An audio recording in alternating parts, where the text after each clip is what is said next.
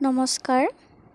আজি মই ক'বলৈ ওলোৱা সাধুকথাটো লক্ষ্মীনাথ বেজবৰুৱাদেৱৰ দ্বাৰা বিৰচিত বুঢ়ী আইৰ সাধু নামৰ সাধুকথাৰ পুথিখনৰ পৰা সংগ্ৰহ কৰা হৈছে। আৰু আজিৰ আমাৰ সাধুকথাটোৰ নাম হৈছে চম্পাৱতী। এসময়ত এঠাইত এজন বৰ ধনী মানুহ আছিল। তেওঁৰ দুজনী ঘৈণীয়েক আছিল। ডাঙৰজনী লাগি আৰু সৰুজনী এলাগী। লাগীজনীৰো এজনী ছোৱালী হৈছিল আৰু এলাগীজনীৰো এজনী ছোৱালী হৈছিল।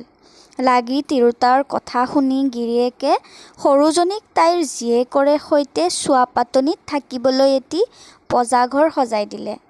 এলাগীয়ে দুখে কষ্টৰে জীয়েকক লৈ খুজি মাগি খাই ঘৰতে থাকিবলৈ ধৰিলে। এলাগীৰ জীয়েকৰ নাম চম্পাৱতী। এদিন বাপেকে চম্পাৱতীক পকা ধন ৰখিবলৈ হুকুম দিলে। এইদৰে বহু দিন গৈছে।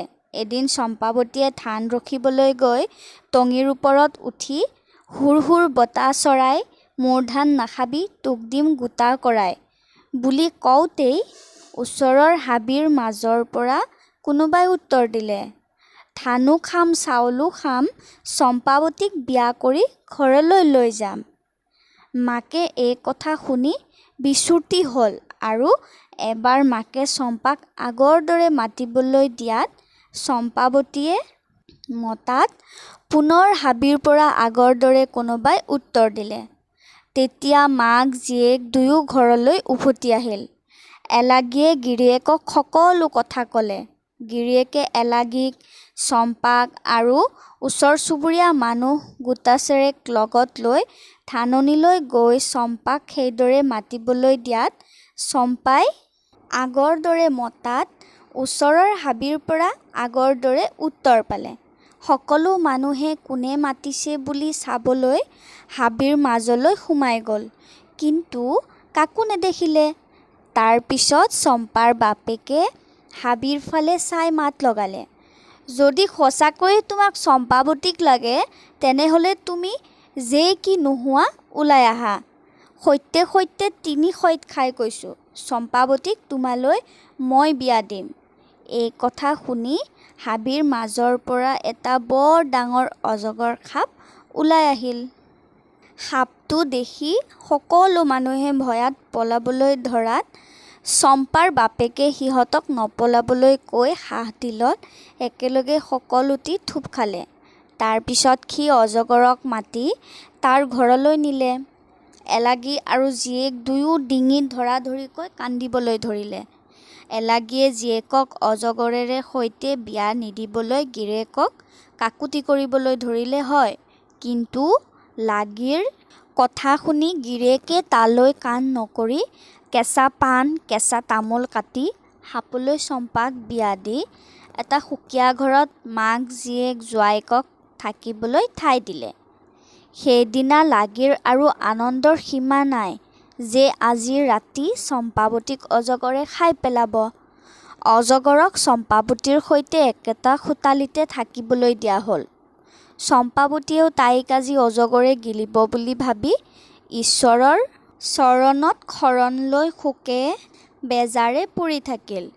মাকে পিছদিনা ৰাতিপুৱাই লৰালৰিকৈ উঠি চম্পাৱতীৰ ঘৰলৈ গৈ দেখে যে চম্পাৱতীৰ গা সোণৰ অলংকাৰ পাতিয়ে জকমকাব লাগিছে আৰু তাইৰ গা গোটেইটো সোণময় হৈ আছে, কিন্তু অজগৰ আৰু তাত নাই।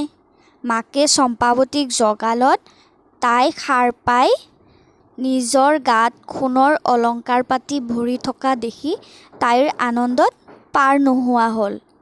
ইফালে চম্পাৱতীৰ বাপেকে লাগীক লগত লৈ চম্পাৱতীক অজগৰে গিলিলে ভাবি চাবলৈ আহি দেখে যে চম্পাৱতীৰ গা সোণৰ অলংকাৰেৰে জকমকাব লাগিছে।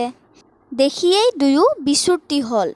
চম্পাৱতীৰ এনে হোৱা দেখি লাগীৰ হিংসা লাগি তেতিয়াই গিৰিয়েকক নিজৰ জীয়েকৰ নিমিত্তে এটা অজগৰ আনিবলৈ কুটুৰিবলৈ ধৰিলে।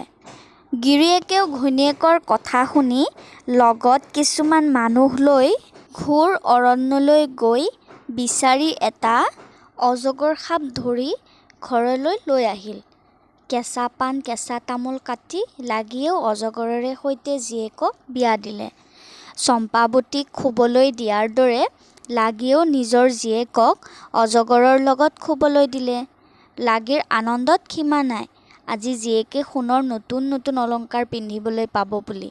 আনন্দত মাক ৰাতি নুশুই জীয়েকে শোৱা খোটালীৰ কাষতে বহি আছিল।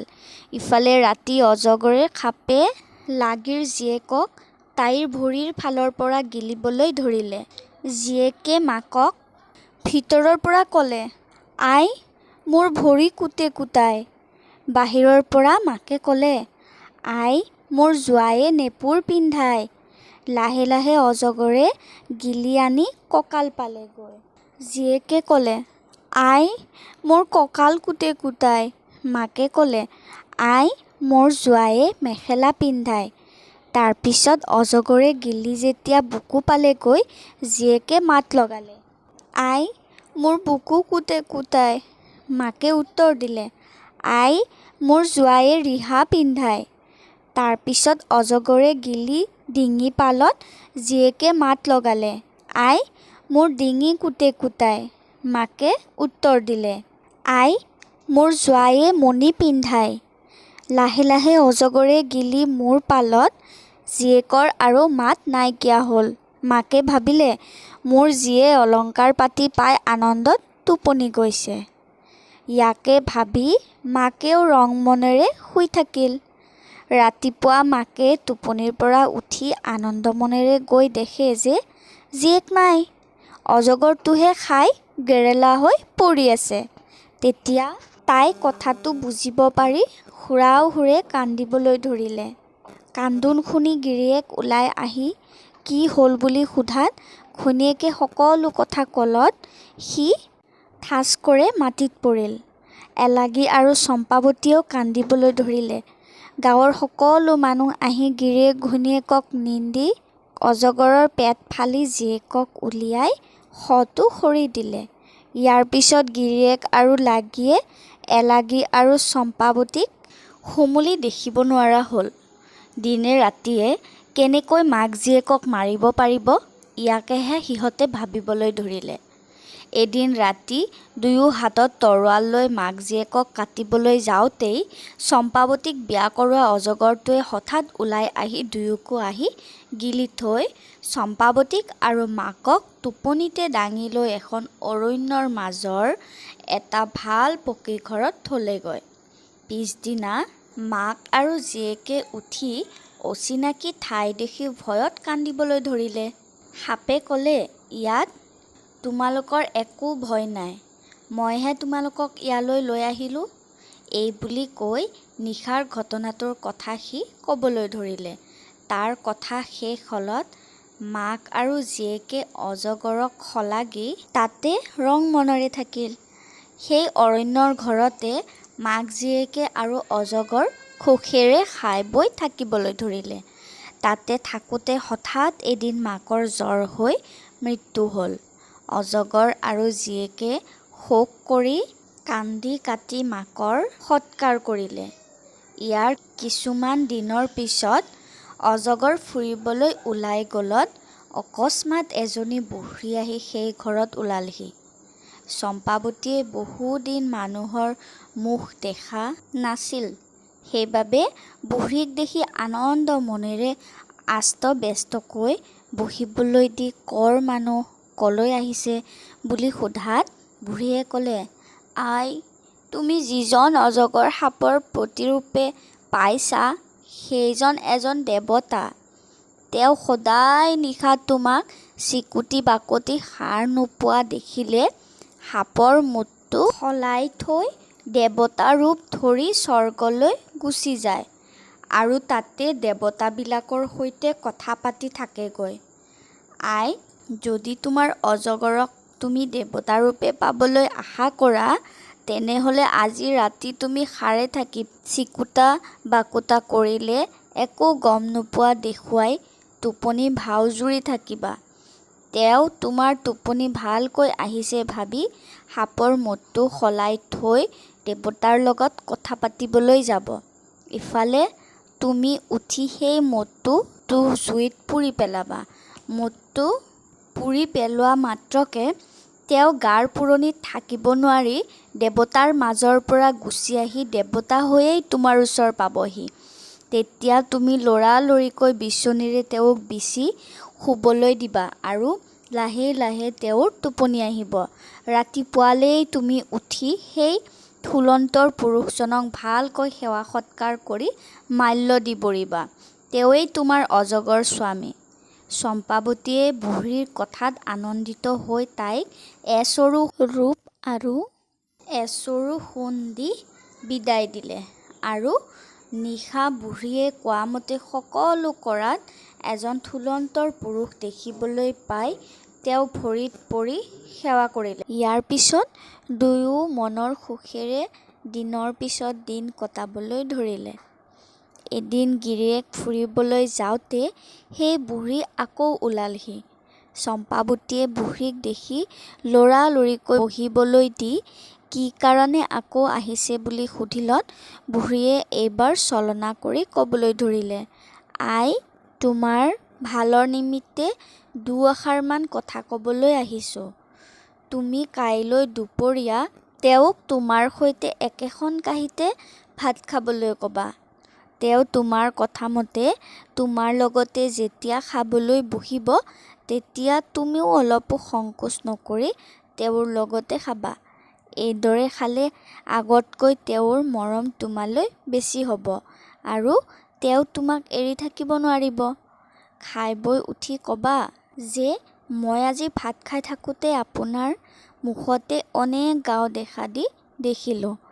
এতেকে মোক ভালকৈ মুখ মেলি গোটেইখন পৃথিৱী দেখুৱাওক। সেই কথাত তেওঁ তোমাৰ ওপৰত খং কৰি পানীত পৰি ক'ব যে মোক লাগেনে পৃথিৱী চাবলৈ লাগে। তেতিয়া তুমি পৃথিৱী চাওঁ বুলি ক'বা।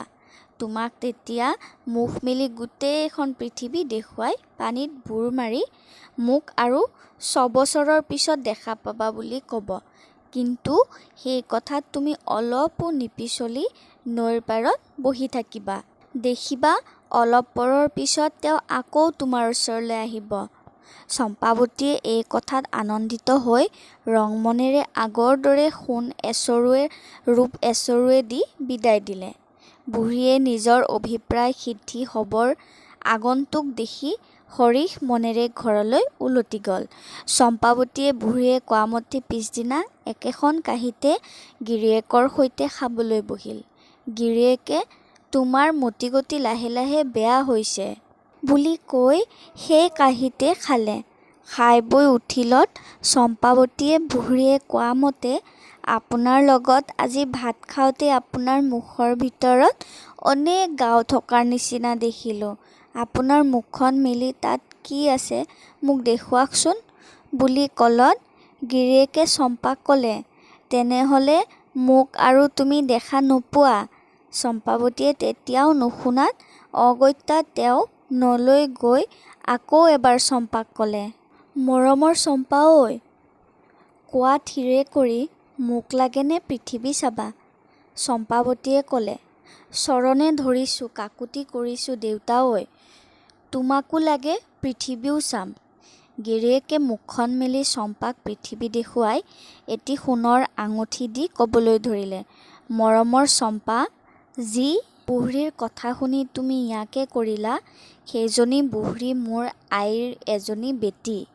মোৰ আই এজনী ৰাক্ষসী।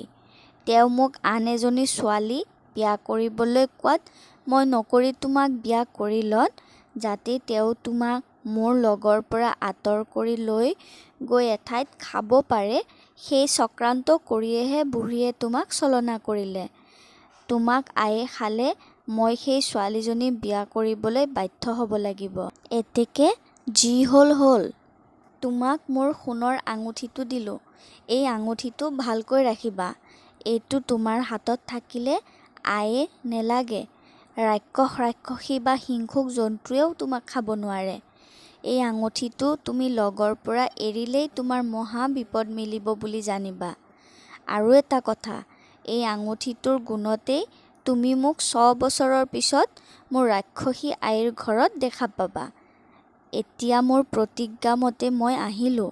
সাৱধান, আঙুঠিটো যেন নেহেৰায়। এই বুলি কৈ চম্পাৰ গিৰিয়েকে পানীত বুৰ মাৰিলে। চম্পাৱতীয়ে তেতিয়াহে সকলো কথা বুজিব পাৰি কান্দিবলৈ ধৰিলে। তাৰপিছত তেওঁ সেই ঘৰ-বাৰী এৰি আঙুঠিটোকে বুকুত বান্ধি লৈ অৰণ্যে অৰণ্যে কান্দি কান্দি ফুৰিবলৈ ধৰিলে। গিৰিয়েকৰ মাক ৰাক্ষসীয়ে চম্পাক খাবৰ নিমিত্তে নানা ভেকশ্যন কৰিলে, নানা চেলো বিচাৰিলে, কিন্তু আঙুঠিটোৰ গুণত একো প্ৰকাৰে চম্পাৰ ওচৰকে চাপিব নোৱাৰিলে। এইদৰে আজি কালিকৈ চম্পাৱতীক গিৰিয়েকে এৰি যোৱা 6 বছৰত সোমালহি। এদিন চম্পাই অকস্মাৎ গিৰিয়েকক দেখি লৰি গৈ গিৰিয়েকৰ ভৰি দুটাত খাবত মাৰি ধৰিলেগৈ। গিৰিয়েকে চম্পাক দেখি আনন্দত কান্দি পেলালে আৰু তাত দুয়ো থাকি সুখে সন্তোষে দিন কটাবলৈ ধৰিলে। ইফালে ৰাক্ষসী মাকে বোৱাৰীকক অহা দেখি বৰ খং উঠিল আৰু বোৱাৰীয়েকক তাইক খাবলৈ নানা চেলো বিচাৰিবলৈ ধৰিলে। চম্পাৱতীয়ে গিৰিয়েকৰ ওচৰ পোৱা মাত্ৰকে তাইৰ হাতৰ আঙুঠিটো নাইকিয়া হ'ল। তথাপি পুতেক থকাত ৰাক্ষসীয়ে চম্পাক খাব নোৱাৰি এদিন মনে মনে গিৰিয়েকে নজনাকৈ ৰাক্ষসীয়ে এখন চিঠিত "মোৰ ঘাই শত্ৰু গৈছে, মাৰি কাটি সকলোৱে খাই, মোলৈকো এভাগ মঙহ দি পঠিয়াবা" বুলি লিখি চম্পাৱতীৰ হাতত সেই চিঠিখন দি এঘৰলৈ চম্পাৱতীক পঠিয়াই দিলে। চম্পাৱতী শাহুৱেকৰ আজ্ঞামতে গিৰিয়েকে নজনাকৈ লৰি চিঠিখন দি আহিবলৈ গৈছে। এনেতে গিৰিয়েকে সকলো বুজিব পাৰি লৰালৰিকৈ গৈ চম্পাৱতীক পাছফালৰ পৰা মাত লগালে, "মৰমৰ চম্পা ঐ, ইমান বেগ দি নেলাগে যাব, খন্তেক ৰোৱাচোন ঐ"। চম্পাৱতীয়ে গিৰিয়েকৰ কথা শুনি ৰলত চম্পাৱতীৰ হাতৰ পৰা চিঠিখন কাঢ়ি লৈ পঢ়ি অতাই খঙত বলিয়া হৈ চম্পাক আকোৱাল মাৰি ধৰি তেতিয়াই ঘৰলৈ গৈ মাকক সোধপোছ নোহোৱাকৈ চোকা তৰোৱালেৰে কাটি দুছোৱা কৰিলে। তাৰ পাছত দুয়ো সেই ঘৰ-বাৰী আৰু ৰাক্ষসৰ গাঁও এৰি এখন সুকীয়াকৈ নগৰ পাতি মনৰ সুখেৰে সেই নগৰতে খাই বৈ থাকিল। সাধুটো শেষলৈ শুনাৰ বাবে বহুত বহুত ধন্যবাদ।